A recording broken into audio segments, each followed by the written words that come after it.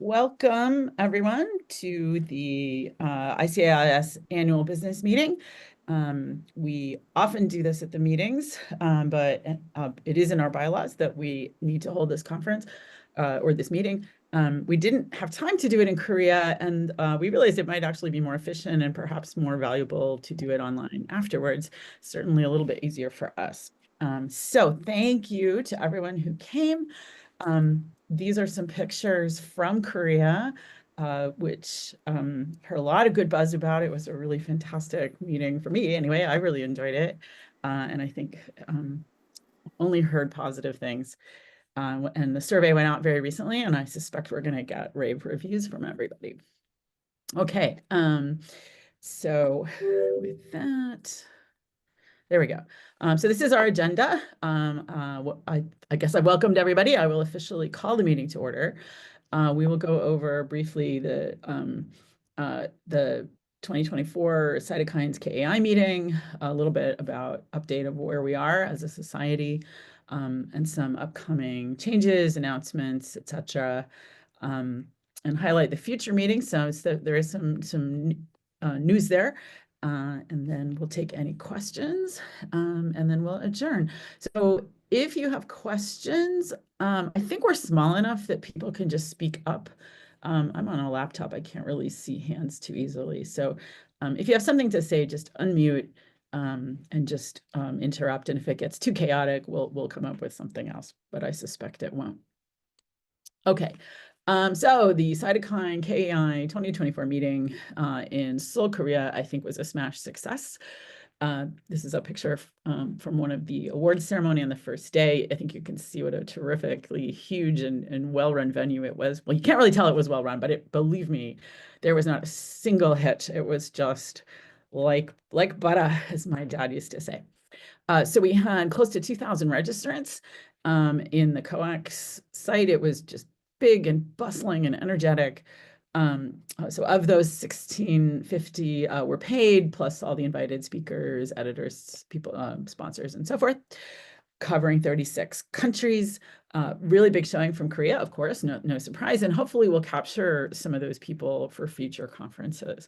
And we had very good attendance from internationally. And again, given that it was so far away from both Europe and the US, which is usually our dominant speakers, I think that's a really good sign. So 650 abstracts.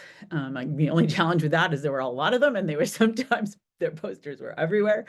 But again, the poster sessions were really hopping. And so the breakdown is here, international and Korean, about half and half. And we gave a lot of travel awards to help people.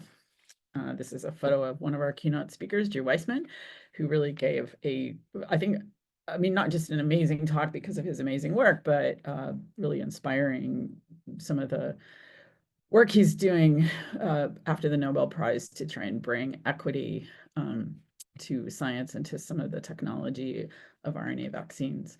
And I don't know, I for one was pretty moved by it. We had a big party at the so-called floating island on the Han River. And we also had, of course, our annual early career researcher session, and they were both just tremendously successful. And a good time was had by all. The pictures, sometimes we can tell stories with pictures, but I think these pictures really capture the moment. Okay, so our membership numbers are here. I'm not going to read them. I think everybody can see them. If you wish to take a screenshot or request these numbers for anyone who's listening, please let us know. We're happy to do that. We're holding pretty steady on our membership. I think it would be great going forward to try and increase that. So everybody who's here listening, talk it up. And especially talk it up because we'll tell you in a moment, prices are about to go up. So, this is a good time to get in. Any questions, comments? Okay.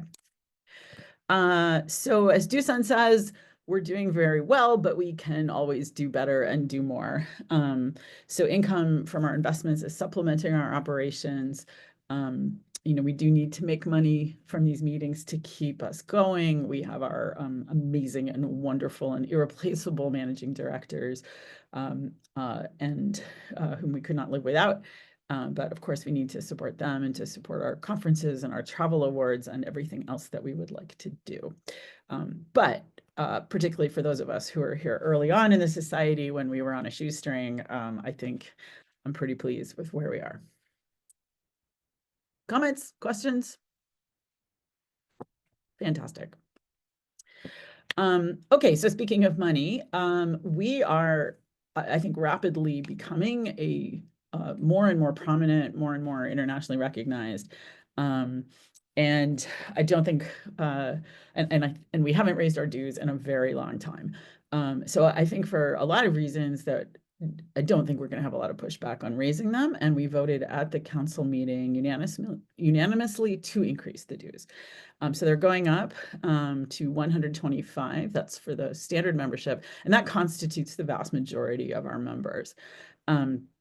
We opted not to change the industry membership fee. We did, however, make a change in the student postdoc membership. It used to be $60 for 3 years. And there were good arguments for doing that, but it also represented some logistical and accounting issues. And we decided to simplify the process, keep the rate low, $50.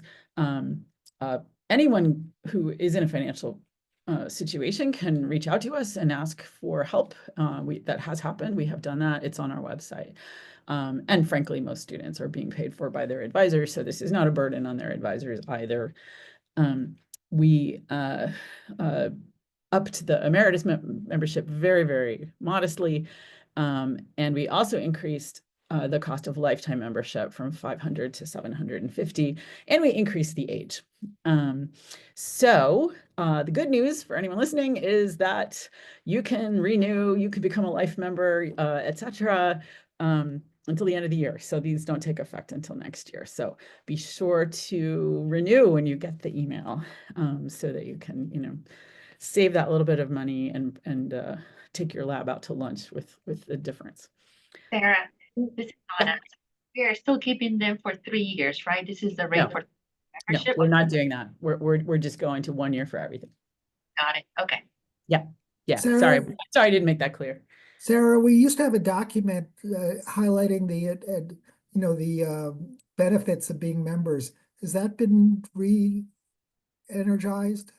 It's certainly on our website. I'll take a look. It's a good question, because we can certainly emphasize the great meetings and the great benefits that people get. So yeah, but I mean, I think a lot of that was on there, so I'll have to take a look. If you have any suggestions about content, please just send us an email and we can certainly consider putting it in. Yeah, there is a membership page with pricing, and it does list the benefits, but if there's something that's missing that we could add or update, yeah, let me know, let Joan know. That would be wonderful. Yeah, if this dues change is going out to, you know, a general announcement by email or something, it would be nice to include the benefits of membership in that as well to offset any shock. I think we did write a letter. We just composed it. I guess it hasn't gone out, Stephanie. Where I was holding it until this meeting happens. It will be going out very shortly. So starting with the people that are up for renewal right now, but we'll go out to all. Yeah. And we put in some quotes. I mean, you know, okay, to be fair, they were slightly made up quotes, but we put out some quotes from people. You know, they were representative of things people say. And then we did list some of the member benefits, but I'm going to go back and take a quick look, Stephanie, just to make sure we're very explicit about the tangible things people get in addition to the intangibles.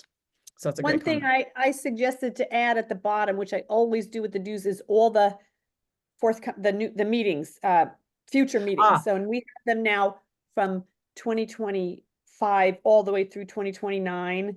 And so I list them all down there, the chairs, the venues, when we have them, or at least the city. Yeah, I think that's a great idea, actually. And I don't believe it's on our draft, Stephanie.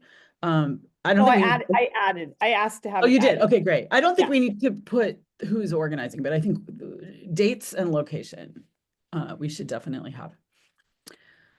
Okay. Hey, can I just ask Stephanie and Sarah? Hi, it's David Art. So when people click on the website to join or renew, even if it's student postdoc rate, do we offer them the 3-year plan? No, we're discount. taking it away.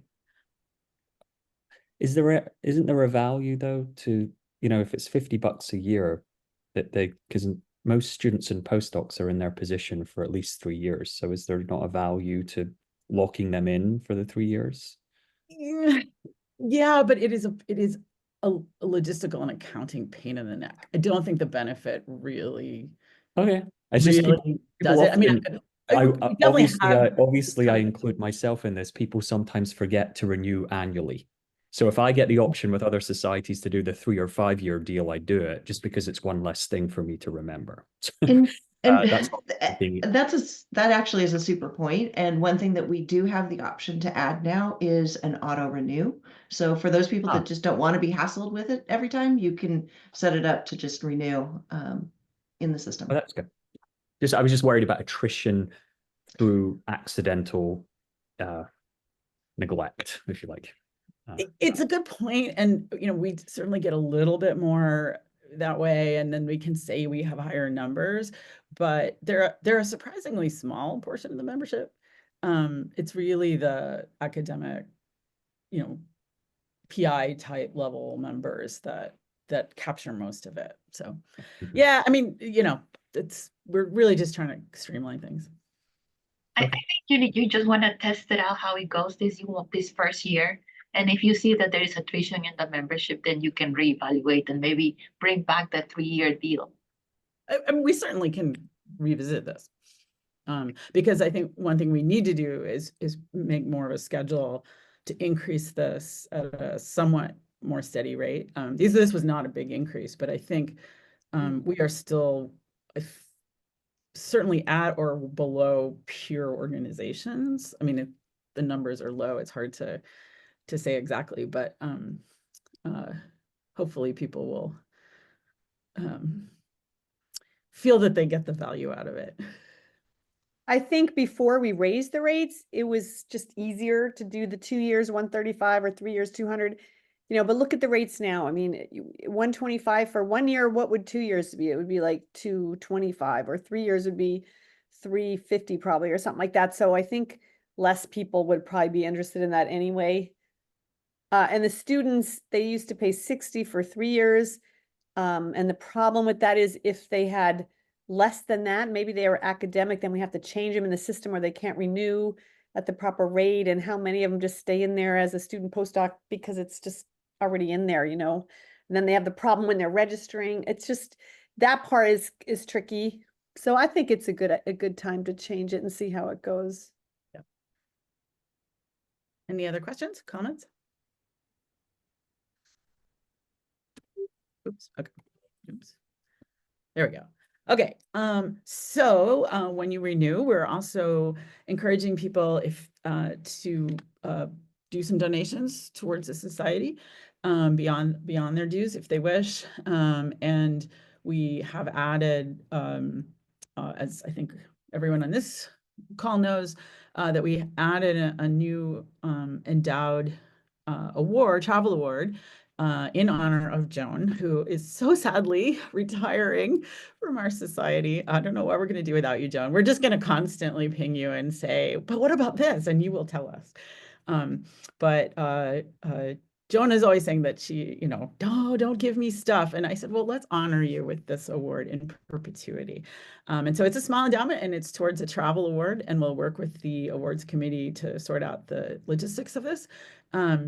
But it will be, sort of a special named, called out travel award determined by the awards committee. And so people, when they donate, can either donate to ICIS in general or to specific initiatives.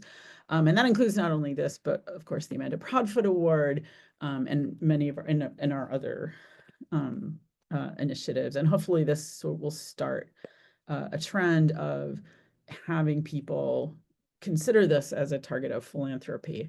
And we're talking with some various different people about endowing some of the bigger awards, and we've heard from other people and sort of informally they're thinking about it. They are tax deductible in the US. I don't believe overseas. I think that might be something down the line to try and work out. Yeah. I'm working on registration in the UK, but I don't know that there's any other options beyond that. So we'll find, if we find of any, we'll pursue it. Okay. I'm sorry, I'm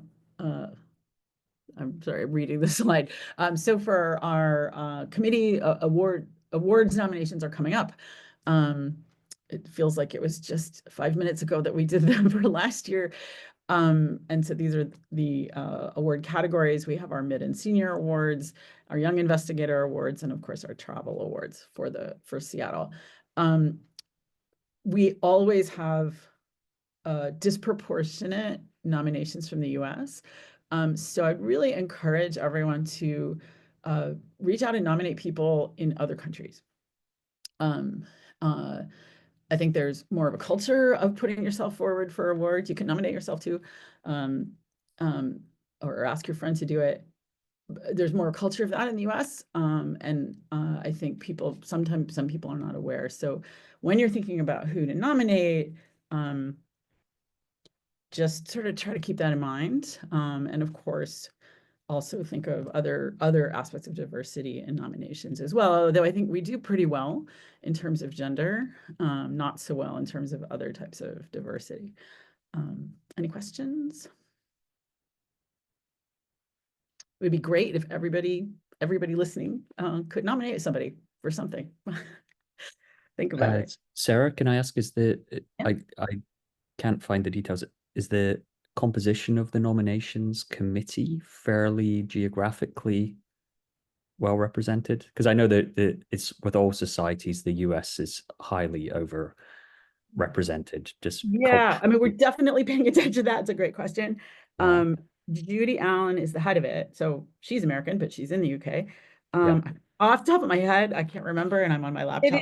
It is representative. The biggest problem is just the nominations coming in. They're not coming in from Asia. They're not coming in, not that many from Europe.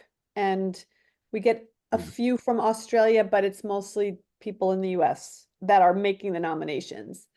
Mm-hmm. And there are certain people that make a lot of nominations. The more nominations you make, the better chance you have of getting somebody to win that you really like. And we have certain people that nominate outside of their circle that are going out there and looking for who's doing what and finding these people. And I think that's one of the reasons we have such a high level of winners, but it would be nice if more people from outside of the US would nominate.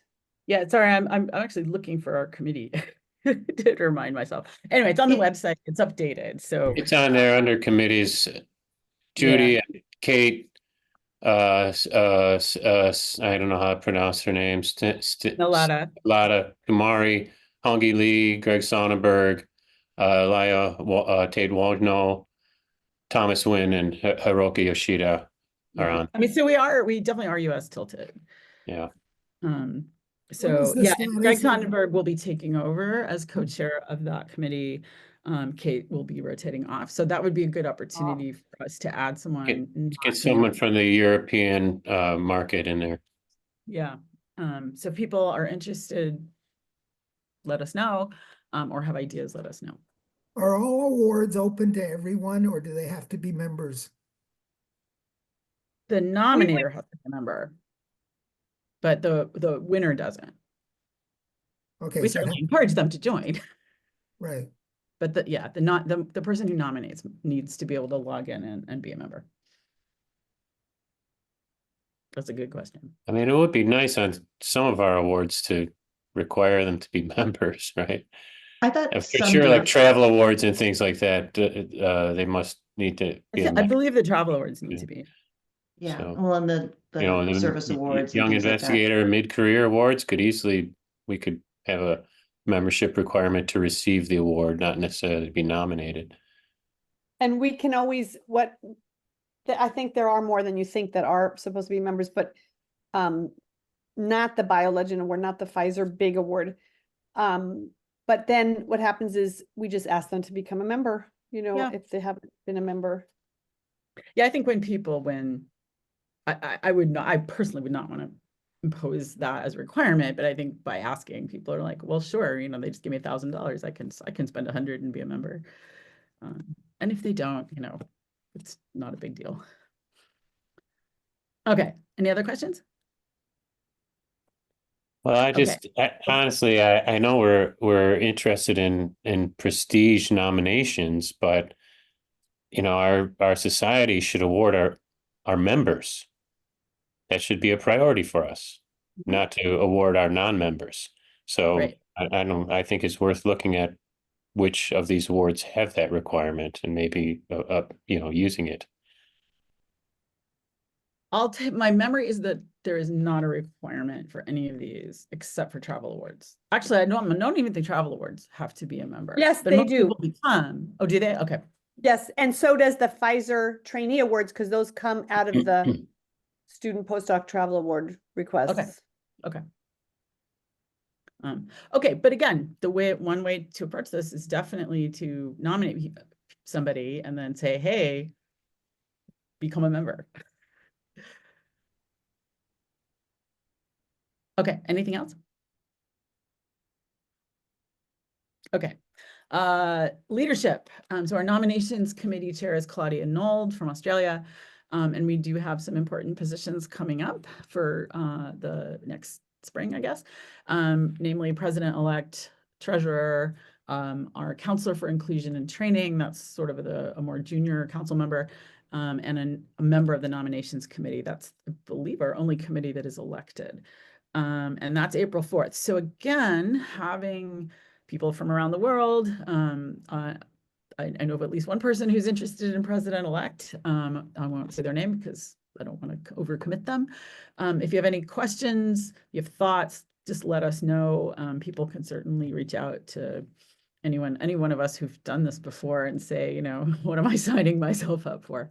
I think treasurer is also a particularly, I mean, they're all important, but the treasurer, Dusan, has just been a miracle worker, and has kindly agreed to stay past his original elected time because of our transition in our with Joan transitioning off and Stephanie transitioning in, to carry us through that. And I think we're in a great place. It would be easier for many reasons if that person were from the US. It's not an absolute requirement, but it does make some of the bank transactions somewhat simpler. And it's, you know, it's definitely some work, and clearly we want somebody who takes this seriously and would like to be involved, but it's not overly onerous either. So if people are interested or know people who might be good, please send them our way, and we can, you know, tell them about what this entails. Sarah, one minor point, but for treasurer, no nominees can come from the NIH, the CDC, or the FDA. They're Thank you. Good excluded point. from that office. Yeah, that makes sense. Thanks. Dusan, I just saw your face. Hi. Hi. Yeah, please send them my way. I'll happily tell them where we are, what we're doing, and what it entails, and because it depends on the person, but it's scarier than it sounds, than it is. You mean it sounds scarier? That was ominous. I'm hoping you mean, Dusan, that it sounds more scary than it actually is. Sorry. Yeah. Yes, and you know, thanks to Dusan, you know, we have a big buffer and a big cushion, and you know, it's all going to be fine. I'm really not worried about that. What? Okay, those nominations are due April 4th. Again, talk to your friends, talk to people. These really should be people who are currently members who have some, you know, personal commitment to this society and some experience with it, ideally on these leadership committees. You know, obviously that can be sometimes hard to tell, but usually you know it when you see it. And so then the council will approve the slate. So just because someone's nominated doesn't automatically mean that we're going to put them forward. But we usually do. But we do reserve the right to vet them. And then we send out a vote in July. Not very many people vote. So encourage your people to vote. Please vote yourself. We know what happens when not everyone votes. Okay, so November 2025 is coming up fast. Seattle. So the lead organizers are Ram Savin and Michael Gale. I saw Mike online. Tiffany is his alias. And I don't know. I'm here. I'm here. Do you want to say anything? Well, we're sending out invites and ramping up activities. We'll be starting to meet with some of you who are parts of our organizing committees. So those invitations for those committee meetings will go out probably next week. I think, Kurt, you're on one of those. So everybody. What? So for a meeting next week? Organize it. You're local or international. I can't remember. Yeah. Great. Look forward to it. Okay. Actually, so Mike, if you have a slide, like a nice high-res slide for people to add to talks and stuff, if you could prepare that, or maybe Stephanie, if somebody could give that to everyone on council at least, that'd be great. Because then we can start advertising it when we give talks and seminars and things like that. Okay. Yeah, Yeah, good. we'll get that. Yeah, because I did a screenshot of this, but it's kind of blurry, doesn't look that good. Be nice to have a better one. But If we don't have one, we will within the next week or two. I thought there may actually already be one, and in addition to sending it to council, we will post it on the website so that anybody can download it. Perfect. Great. Okay. So speaking of meetings, oh, sorry, was there more comments, questions? All right. Future meetings. So the big news here is that Cardiff, for a variety of reasons, wasn't going to work. And so 2026 is going to be in Glasgow, Scotland. Simon Jones is still chairing it. I didn't see Simon online. I don't, but it all seems well in hand. I think the location is going to be great. Hello? Yeah.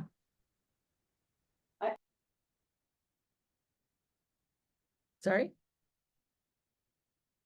Okay, if everybody who's listening could mute, please, unless you're talking. But I think it's well in hand. It's gonna be a great conference. And then Sydney, Boston, and at the most recent meeting, we voted on 2029, which is going to be in Salamanca, Spain. Ignacio, you're online. Do you want to make a comment or two? 2029 is far away, but yeah, 2029 is pretty far away, so not much done as it is, but really looking forward to bring you all guys there. I think that you'll have a great time. I've never been there, so I'm excited. All right, so and we dates are always check our website. We're really trying to be very good about keeping everything up to date, so specific dates and details will be there. Okay, we have just very recently joined the blue wave of moving from Twitter to Blue Sky as a social media. It's very, very much like Twitter if people haven't tried it.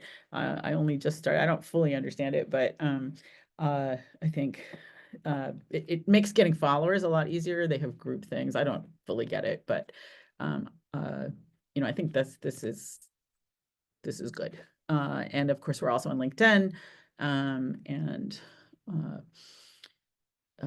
Yeah, so if you're on there, follow us, like us, post pictures, etc. Comments or questions? Okay, so lots of thank yous, but most especially I want to thank Joan. There aren't enough thank yous on the planet for Joan and how amazing she's been in running the society since we formed in 2013. Really, I think bringing the former two societies together and bringing us to this amazing place where we are today. And Stephanie Flores has big shoes to fill, but I think she can do it. I've really enjoyed working with her over the last year on this, and we're going to be in a great place. We're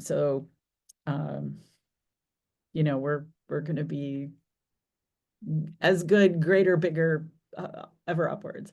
I want to thank Kurt, president-elect, partner in crime. He's just been fantastic at helping me be reasonable and sane. I also want to just huge shout out to Dusan, who's been treasurer for how long now? Dusan, have you done this? At least 6 years. Yeah, at least 6 years. I don't like, I think, I don't mind it, but I think it's time to get a little bit of fresher blood in and also have continuity of other people doing the experience, which I think is very important here. So it doesn't become, but. Yeah. That said, we'd keep you forever if you wanted to. And Susan Carpenter, who's the secretary, also really been fantastic to work with. And the whole council, everyone, thank all of you for being here. Comments or questions? Yeah, Sarah, I have two. First of all, did Korea make money? You didn't mention that. Do we know yet? I don't know that we have the final numbers. We definitely do not have final numbers. The net that was presented in Korea wasn't as high as we would hope, but that was way preliminary, and still had quite a bit of buffer in it. So we really can't say with certainty. Yeah. Seems like the projections were for a profit, but just not huge. Yeah. Is it my memory? Yeah. Yeah. We were hoping for at least the 50,000 that, that we request for our overhead to help the society, which is still not even enough, but plus they're paying the 10% commission that you guys pay on sponsorship that Stephanie and I, solicited and invoiced and everything. So that's helpful because that used to come out of your regular budget. So we'll see. Luckily, the investments are doing well this year. My second question is, does the society want to take a stand on Russian scientists, whether or not to help them attend in some way, or what do people think about that? That's an interesting question. It hasn't arisen. I don't think we've had any requests. How does that work with sanctions? Like if we were helping somebody from Iran or Russia, with sanctions, are we allowed to give money to people if they're in a country that we have sanctions with? That part I don't know. It actually depends, and that would be something we would have to seriously look at. There are some countries where the sanctions are on the country but not the individual. There are some where it's individuals. We would have to look very carefully at that, I would think, in the case of Russia right now. Iran, unfortunately, as well. So it might be worth just knowing what an answer is. It hasn't arisen thus far, but I think knowing would be useful.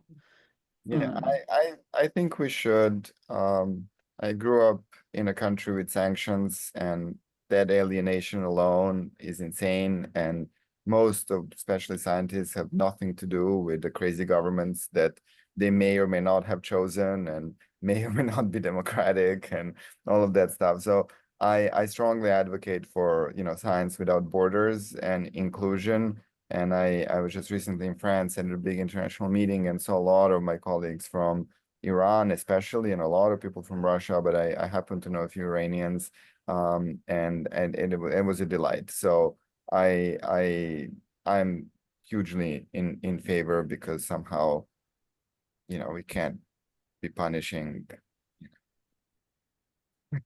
scientists. So.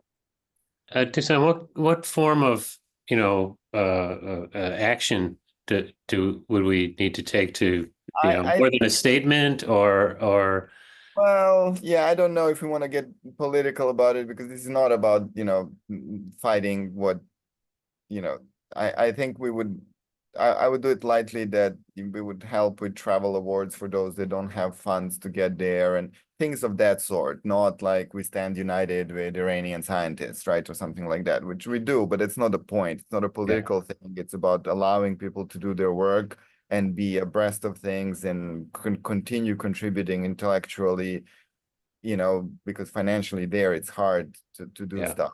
So I would do it that way. I think it's a little lighter, and it doesn't get too political, because this is not about it, right? Yeah, exactly. That was well put.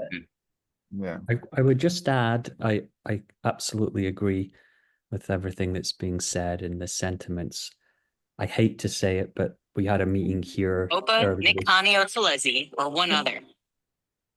had a meeting here earlier this week just about the changing political winds and non-profits being penalized. and losing their nonprofit status potentially, depending on their international engagements and what might be deemed appropriate or inappropriate by the powers that be. So I would just stay aware of the conversation. Yeah, no, absolutely. Definitely something in the back of our minds, but it sounds like you guys have put it in the forefront, which is important.